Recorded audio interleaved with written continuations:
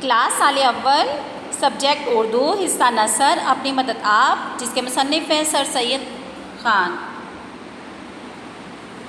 بسم اللہ الرحمن الرحیم۔ السلام علیکم ورحمۃ اللہ وبرکاتہ۔ عزیز طلبات، کیا حال ہے آپ سب کا؟ ٹھیک ٹھاک ہیں؟ اللہ تعالیٰ آپ کو اسی طرح خوش و خرم رکھے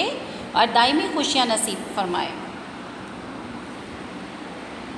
عزیز طلبات، آج ہم حصہ نظر میں سبق پڑھ رہے ہیں اپنی مدد آپ، جس کے مصنف ہیں سر سید احمد خان۔ جی بیٹا، ان کے حالات زندگی دیکھیں، اگر دیکھا جائے بیٹا کہ سر سید احمد خان 19ویں صدی میں مسلمانوں کے بہت بڑے قومی رہنما تھے۔ وہ اپنے علم و عمل اور جسم و جاں کی، آپ کہہ لیں کہ جسم و جاں کی پوری صلاحیتوں کے ساتھ مسلمان کا ہم پہلو اصلاح کے لیے کوشاں رہے ہیں۔ عزیز طلبات، جو 1817 میں دہلی میں ان کی پیدائش ہے، مسلمان میں اشاعتی تعلیم کے لیے انہوں نے 1875 میں علی گڑھ میں MAO اسکول قائم کیا اور 1877 یعنی 1877 میں کالج، اور پھر سر سید کی وفات کے بعد یونیورسٹی کے درجے کو پہنچا۔ انہوں نے 1870 میں تہذیب الاخلاق کے نام سے ایک اصلاحی اور ادبی رسالہ بھی جاری کیا۔ بیٹا اگر دیکھا جائے سر سید احمد خان کے ہم جہت شخصیت کا ایک پہلو یہ بھی ہے کہ انہوں نے اردو میں پہلی بار سنجیدہ علمی، تاریخی، معاشرتی، تعلیمی اور ادبی موضوعات میں مضمون نویسی کا آغاز کیا۔ ان کے بعض رفقا میں بیٹا رفقا کار میں حالی، شبلی، نذیر احمد، وقار الملک اور مولوی چراغ علی سے مضمون نویسی کی تحریک میں مدد دی۔ جو اردو مضمون نویسی اور اس کے نتیجے میں سنجیدہ اردو نثر کی پیش رفت اور ترقی میں تہذیب الاخلاق کا کردار بہت اہمیت رکھتا ہے۔ مختلف موضوعات پر سر سید کی تحریریں جیسے مضامین سر سید کے عنوان سے 17 جلدوں میں شائع ہو چکی ہیں۔ ان کی بعض تصانیف حسب ذیل ہیں: خطبات احمدیہ، آثار الاسانید، اسباب بغاوت ہند وغیرہ۔ بیٹا آپ کا یہ جو ہے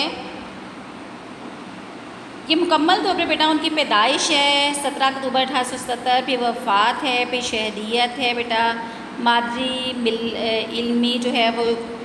اس میں کون کون سی انہوں نے اسکولز اور یونیورسٹی سے لی، پھر پیشہ ان کا کیا تھا، یہ ان کی تفصیل ہے۔ جی بیٹا، اب یہ جو آپ کو کتاب نظر آ رہی ہے سر سید مقالات جلد 5، اپنی مدد آپ جو ہم پڑھ رہے ہیں سبق، جو آپ کے نصاب میں فرسٹ کی کلاس میں شامل ہے، یہ ان کے سر سید کے مقالات سر سید حصہ 5 سے لی گئی ہے۔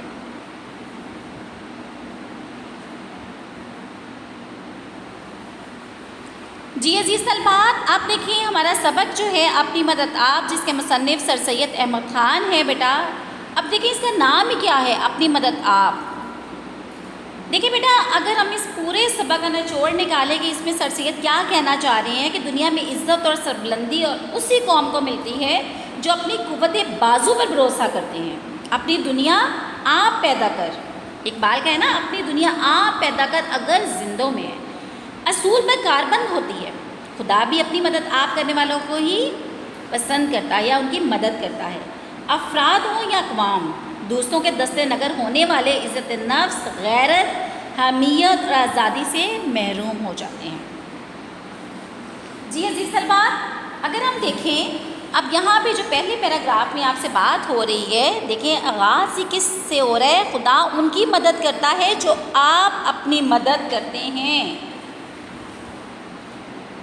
یہاں پہ بات ہی کیا ہو رہی ہے کہ اللہ بھی انہی کے ساتھ ہوتا ہے، جو ایسا نہیں ہے کہ جو انسان ہاتھ پہ ہاتھ دھرے بیٹھا رہے اور یہ رونا روتا رہے کہ حکومت ایسی ہے، فلاں ایسے ہے، فلاں ایسی ہے۔ چھوٹا موٹا کام، گلی محلوں میں کام ہونے والا،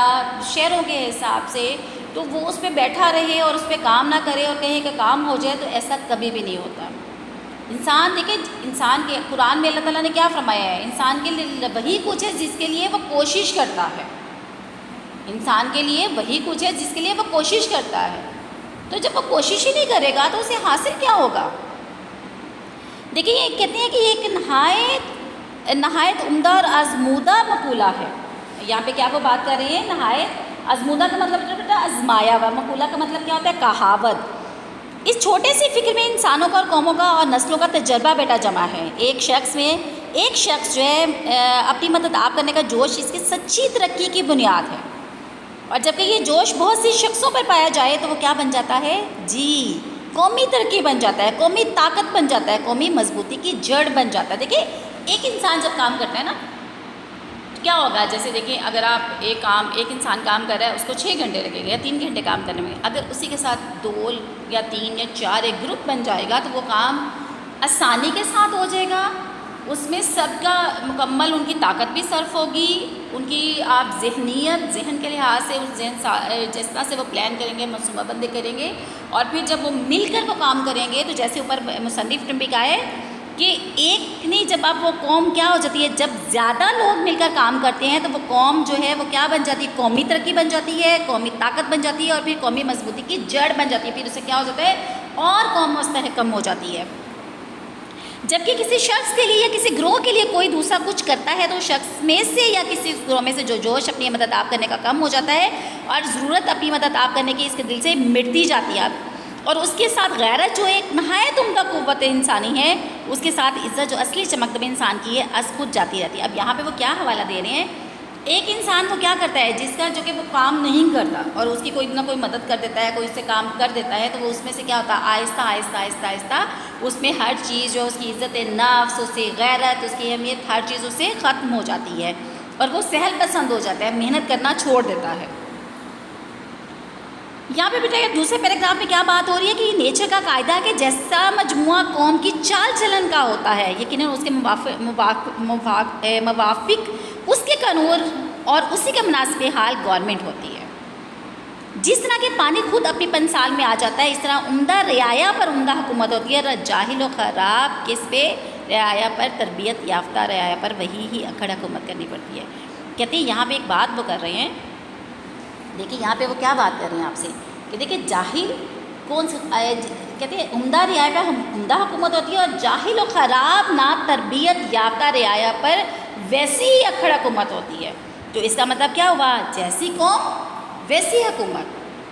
تو بیٹا اس میں ایک بات ہمارے ذہن میں آپ دیکھیں، فوراً پنسال کا مطلب کیا ہوتا ہے بیٹا، پانی ذخیرہ ہونے کی جگہ جہاں اس کی سطح ماپی جاتی ہے نا، یہاں پہ مراد نشیب ہے یا ڈھلوان ہے۔ اکھڑ ہوتا ہے غیر مہذب ہونا، سخت مزاج ہونا، تہذیب کہتے ہیں خوش اخلاق کو۔ اب یہاں پہ بیٹا دیکھیں ایک بات ذہن میں رکھیں کہ اب یہاں پہ ایک بات جو مصنف آپ سے کہنا چاہ رہے ہیں، فرد اور قوم کا آپس میں چولی دامن کا ساتھ ہوتا ہے نا، فرد اور قوم کا اور قوم نام ہے افراد کے مجموعے کا۔ عزیز طلبات بات سمجھ آ رہی ہے بیٹا کہ فرد اور قوم کا آپس میں چولی دامن کا ساتھ ہے اور قوم نام ہے افراد کے مجموعے کا۔ اس لیے اگر فرد اپنی جگہ ترقی کرتا ہے تو پوری قوم بھی ترقی کرتی ہے، اور اگر فرد میں سے کوئی ایک سے زیادہ برائیاں پیدا ہو جاتی ہیں تو وہی برائیاں پوری قوم میں پھیل جاتی ہیں اور بالآخر گورنمنٹ پر بھی اثر انداز ہوتی ہیں۔ اپنی اس بات کو ثابت کرنے کے لیے دیکھیں، اب دیکھیں یہاں پہ جو مصنف جو ہے اپنی اس بات کو ثابت کرنے کے لیے کیا کہہ رہے ہیں، وہ یہ کہہ رہے ہیں کہ نیچر جو ہے، نیچر یعنی فطرت کے قوانین کی مثال دیتے ہیں کہ سر سید کیا کہہ رہے ہیں کہ جس طرح فطرت کے قوانین کے تحت دنیا کا نظام چل رہا ہے، تبدیل نہیں نہ ہوتے، سورج مشرق سے ہی طلوع ہوتا ہے، مغرب میں ہی غروب ہوتا ہے، ہر دن کے بعد رات آئے گی، موسموں میں تبدیلی ضرور ہوگی، اس طرح فطرت یہ اصول بھی ہے کہ جیسی قوم ہوگی ویسی ہی اس کی حکومت بنے گی،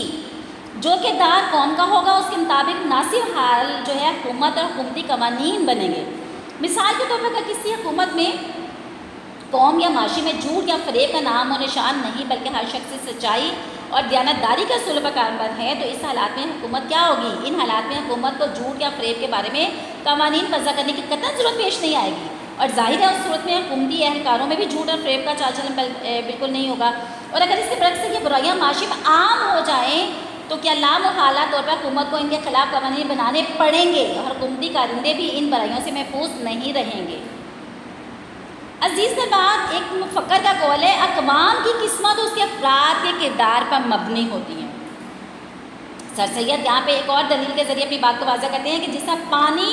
اوپر کیا ہے، اوپر کی طرح یعنی بلندی کی طرف نہیں بلکہ گہرائی کی طرح یہ ڈلوان میں آتا ہے، اس طرح حکومت بھی ویسی ہی ہوتی ہے جیسے عوام ہوتے ہیں۔ حکمران عوام کے مختلف منتخب جو نمائندے ہوتے ہیں، اور حکمرانی کرنے والے جو ہیں سرکاری اہلکار بھی عوام میں سے ہی ہوتی ہے۔ چنانچہ سر سید کیا کہہ رہی ہیں بیٹا کہ جس طرح پانی خود بخود بہاؤ کی جانب اپنے ذخیرہ ہونے کی جگہ پر پہنچ جاتا ہے، اس طرح اگر رعایا اچھی ہوگی تو حکومت بھی خود بخود اچھی ہوگی، اور اگر رعایا غیر مہذب، خراب اور جاہل ہوگی تو حکومت کو بھی ایسی رعایا کو قابو میں لانے کے لیے غیر مہذب، سخت مزاج ہونا پڑے گا اور رعایا کے حسب حال قوانین وضع کرنے پڑیں گے۔ کسی مفکر نے اس بارے میں کیا کہا ہے کہ ہر قوم ویسی ہی حکومت نصیب ہوتی ہے جس کی وہ مستحق ہوتی ہے۔ جی عزیز طلبات، اب اگلے پیراگراف میں جو ہے بات کیا ہو رہی ہے کہ دیکھیے تمام تجربات سے ثابت ہوا کہ کسی بھی ملک کی خوبی اور عمدگی اور قدر و منزلت کی بنسبت وہاں کی گورنمنٹ کے عمدہ ہونے کے زیادہ تر اس کے ملک کی رعایا کے چال چلن، اخلاق و عادات، تہذیب و شائست کے منحصر ہے، کیونکہ قوم شخصی حالتوں کا مجموعہ ہے، اور ایک قوم کی تہذیب در حقیقت ان مرد اور بچوں کی شخصی ترقی ہے جن سے قوم بنتی ہے۔ عزیز طلبات دیکھیے اگر اس کے بعد نیچے والا اگر ہم وہ دیکھیں، دیکھیے بیٹا اس میں کیا کہہ رہے ہیں، اگر ہم کہا جائے کہ اقبال نے بڑی خوبصورت اس کے بارے میں ایک شعر کہا کہ افراد کے ہاتھوں میں ہے اقوام کی تقدیر، افراد کے ہاتھوں میں ہے اقوام کی تقدیر، ہر فرد ہے ملت کے مقدر کا ستارہ۔ یعنی دیکھیں قوم جو ہے افراد سے مل کر بنتی ہے، اور ہر فرد قوم کی قسمت کا ستارہ ہے جو اسے عظمت کی بلندیوں پر بھی لے جاتا ہے اور ذلت کی گہرائیوں میں بھی گرا دیتا ہے۔ اگر ہر فرد اپنی جگہ ترقی کرتا ہے تو پوری قوم بھی ترقی کرتی ہے، اور اس کی ترقی حکومت کیا ہوتا ہے بیٹا، حکومت میں بھی پیدا ہوتی ہے۔ اب یہاں پہ سر سید بیٹا کیا کہہ رہی ہے کہ کسی بھی ملک کی اچھائی برائی کیا ہے اور دنیا میں اس کی وقت اور وقار کا انحصار کس بات پہ ہے، وہاں کی حکومت کے عمدہ ہونے پر ہرگز نہیں ہے، بلکہ کس پہ ہے، لوگوں کے اخلاق و عادات پہ ہے، کردار پہ ہے، خوش اخلاقی اور سلیقے پر ہے۔ جس قوم کے افراد میں اخلاق کی یہ اعلیٰ و صاف اور کردار کی یہ خوبیاں پائی جائیں گی، اس قدر ہی وہ قوم کیا ہو جائے گی بیٹا، معزز ہو جائے گی، محترم ہو جائے گی، اور کیا ہو جائے گی، مستحکم یعنی مضبوط ہو جائے گی۔ عمدہ اور اچھی حکومت اپنے عوام کی جان و مال اور ان کی آزادی کی حفاظت تو کر سکتی ہے، مگر کسی شخص یا گروہ میں اصلاح یا ترقی کا جذبہ پیدا نہیں کر سکتی۔ اس کا قانون انسان کی حفاظت تو کر سکتا ہے، لیکن کسی حکومت کا اچھے سے اچھا قانون بھی کسی سست آدمی کو محنتی نہیں بنا سکتا۔ جیسا کہ ہم نے پہلے پیراگراف میں پڑھا تھا نا کہ اگر دیکھیں کوئی کام ایک آدمی جو ہے سست ہے، اور اس کی سستی کیسے ہے کہ اسے کام کوئی نہ کوئی کر دیتا ہے، تو وہ کیا اس کی جو عزت نفس ایک انسان کے اندر ہوتی ہے، جو ایک عزت ہوتی ہے، ایک بھرم ہوتا ہے، وہ آہستہ آہستہ وہ عزت نفس اس سے کھو جاتا ہے۔ یہی وجہ ہے بیٹا کہ کسی بھی ملک کی جو بڑائی ہے، عظمت، سربلندی کو جاننے کے لیے بھی دیکھا جاتا ہے کہ اس ملک کی رعایا کا کردار کیسا ہے، وہاں کے لوگوں کے اخلاق اور عادتیں کیسی ہیں، اور تہذیب و تمدن کے کس مقام پر ہیں۔ اگر رعایا ان سب چیزوں میں بہترین حیثیت کے مالک ہے تو یہ جان لینا بھی چاہیے کہ دنیا کی قوموں میں اس ملک کا وقار بے حد بلند ہوگا۔ بیٹے دیکھیں عزیز طلبات، اس سلسلے میں ہمیں اس حقیقت کو جو ہے بالکل نظر انداز نہیں کرنا چاہیے کہ کسی بھی قوم جو ہے، کوئی بھی قوم جو ہے، اس کی مختلف شخصی حالتوں کا مجموعہ جو ہے، جن میں مرد، عورتیں، بچے بھی شامل ہیں، اگر یہ سب لوگ جو ہے کیا کرے، اخلاق و عادات کے لحاظ سے اچھے ہو جائیں گے تو کیا ہو جائے گا، ہمارا جو معاشرہ ہے تہذیب یافتہ معاشرہ کہلائے گا۔ ایسا ہی ہے نا کہ ہمارا معاشرہ جو ہے کیا کہلائے گا، تہذیب یافتہ معاشرہ کہلائے گا۔ تو اس کے لیے کیا ضروری ہے کہ ہمیں جو ہے بیٹا ہمیں کیسا بننا ہے۔ دیکھیں یہاں پہ اگر بات ہو رہی ہے نا، اس سے اگلے پیراگراف میں بھی کہ دیکھیں قومی ترقی مجموعہ ہی کس کا ہے، کہ شخصی محنت کا ہے، شخصی عزت کا ہے، شخصی ایمان، جو میں نے اس پورے میں آپ سے بات کی ہے، ایمانداری اور ہمدردی کا ہے، اور ہم نے اس میں کیا کرنا ہے، ہمارا کردار کیا ہے۔ کہتے ہیں اگر ہم چاہیں بیرونی کوششوں سے ان برائیوں کو جڑ سے اکھاڑ ڈالیں اور نیست و نابود یعنی بالکل ختم کر دیں، تو یہ برائیاں کسی اور نئی صورت میں اس سے بھی زیادہ زور اور شور سے پیدا ہو جائیں گی۔ کہتے ہیں جب تک شخصی زندگی اور شخصی چال چلنے کی حالتوں کو ترقی نہ کی جاوے، یعنی جتنی تک انسان خود نہیں چاہے گا تب تک کہتے ہیں کہ یہ جو چیزیں ہیں وہ مختلف صورتیں بدل کر آپ کے سامنے آتی رہیں گی۔ جی اس کا بیٹا اسی صفحے کا آخری پیراگراف جو عبارت ہے، اے میرے ہم عزیز ہم وطنوں، اگر یہ رائے صحیح ہے تو اس کا یہ نتیجہ ہے قوم کی سچی ہمدردی، سچی خیر خواہی کرو، غور کرو کہ تمہاری قوم کی شخصی زندگی اور شخصی چال چلن کس طرح عمدہ ہوں، تاکہ تم بھی ایک معزز قوم ہو۔ کیا یہ جو طریقہ تعلیم و تربیت کا ہے، بات چیت کا، وضع و لباس کا، سیر سپاٹے کا، شغل و اشغال کا، تمہاری اولاد کے لیے ہے، اس سے اس کی چال چلن کہتے ہیں اخلاق و عادات، نیکی و سچائی میں ترقی ہو سکتی ہے۔ ٹھیک ہے، اب یہاں پہ دیکھیے بیٹا بات ہو رہی ہے کہ اب یہاں پہ اگر دیکھا جائے تو سر سید جو ہے ہمیں کہ اپنی مدد کے آپ کے اس جو ہے سبق میں کیا ثابت کرنا چاہ رہے ہیں کہ قوم جو ہے افراد کے مجموعے کا نام ہے. اس طرح کسی قوم کے فرد محنتی جو ہے ہم ایماندار باعزت اور ہمدردی کا جذبہ رکھنے والے ہوں گے تو ایسے افراد پر مشتمل قوم بھی ترقی یافتہ معزز ہو جائے گی. لیکن اگر اس کے برعکس اس قوم کے افراد سست بے ایمان خود غرض دوسری برائیوں کا شکار ہوں گے تو ایسے افراد جو ہیں پر مشتمل قوم بھی بری اور زوال پذیر قوم تصور کی جائے گی. گویا اگر کسی قوم کا ہر شخص فردن اوپر آپ دیکھیں جو ہم اوپر بات کر رہے ہیں اگر ان بھائیوں کو اپنانا جو ہے شعار بہرا لے اور ان میں سے اس پوری قوم زندگی تباہ. دیکھیں اگر شعار بنا لے گا تو ان سے کہتے ہیں کہ اس سے کیا ہو جائے گا پوری قوم تباہ و برباد ہو جائے گی نا. تو اب یہ برائیاں اگر ہم میں اندر ہوں گی ہم نے اپنے آپ کو ڈھولنا ہے. اس بات کا خیال رکھنا ہے کہ اللہ تعالیٰ نے ہمیں کس لیے کہتے ہیں. دیکھیں میں نے پہلے آپ کو بتایا کہ اللہ تعالیٰ قرآن میں کیا فرما رہا ہے کہ انسان کے لیے وہی کچھ ہے جس کے لیے وہ کوشش کرتا ہے. ایسا نہیں ہے کہ ہم چیز جیسے ہم نے بات کی کہ ہم ہر چیز حکومت پہ ڈال دیں. ایسے ہم نے خود اپنے آپ کو دیکھنا ہے میں کیا کر رہا ہوں, کیا میری گلی صاف ہے, کیا میں کوڑا خود تو نہیں میں گلے اپنے گھر کا صفائی کر اپنے گھر کا ہاتھا تو صاف کر لیا لیکن گھر کے باہر کوڑا پھینک دیا, کوئی پتہ نہیں ہے, پانی کا نکاس نہیں ہے, گٹر بند ہے. تو کیا ہم صرف حکومتی اہلکاروں کا خیال کریں کہ کب ان کے کارندے آئیں گے اور اس کا کام, کیا ہم کمیونٹی کی طرح ایک معاشرے کی طرح مل کے افراد مل کر اس کام کو نہیں کر سکتے, اس انجام نہیں دے سکتے؟ دیکھیے بیٹا اللہ تعالیٰ جا بچا دیکھیں اگر ہم اس بات کا خیال رکھیں کہ آپ دیکھیں اب کہتے ہیں کہ یہاں پہ سر سید احمد خان اپنے ہم وطنوں سے مخاطب ہے نا, اور اگر تم اس رائے کو صحیح مانتے ہو جب تک کسی قوم کے افراد کی شخصی زندگی اور ان کا شخصی کردار درست نہ ہو تو وہ قوم ترقی کی راہ پر گامزن نہیں ہو سکتی. تو بھی اس سے یہ نتیجہ نکلتا ہے نا کہ قوم کی سچی ہمدردی اور خیر خواہی کی صورت یہی ہے کہ تم میں سے ہر شخص کیا کرے گا, اپنی انفرادی اور شخصی زندگی کی اصلاح کی کوشش کرے اور اس سے عمدہ بنانے کی کوشش کرے تاکہ تمہارا معاشرہ کیا بن جائے, دنیا کی معزز قوموں میں شمار ہو سکے. سر سید احمد خان بیٹا بڑے ناصحانہ انداز میں اپنے ہم وطنوں کے کیا کر رہے ہیں کہ خامیوں کی طرف اشارہ کرتے رہے ہیں نا.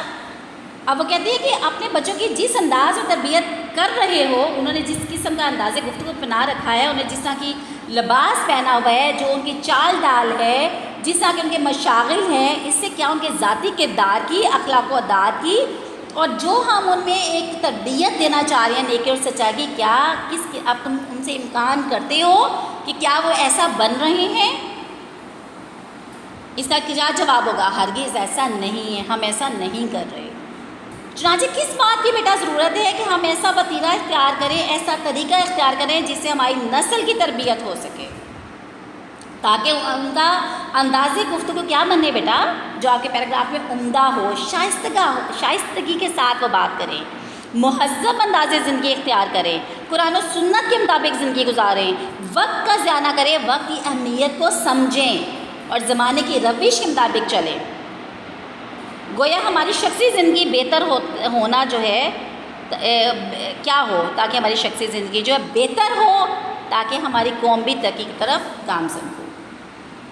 جی عزیز طلبات, الحمدللہ یہ آج ہم نے سبق جو ہے اپنی مدد کا آغاز کیا ہے. آج ہم نے اس کا صفحہ نمبر جو ہے پہلا جو 6 صفحہ ہے آپ کے نصاب کا اس کو پڑھا ہے. انشاءاللہ باقی ہم 2 اور مزید لیکچر میں ہم پوری بات کریں گے. اللہ تعالی ہم سب کی حفاظت فرمائے اور ہمیں اپنے حفظ و امان میں رکھے.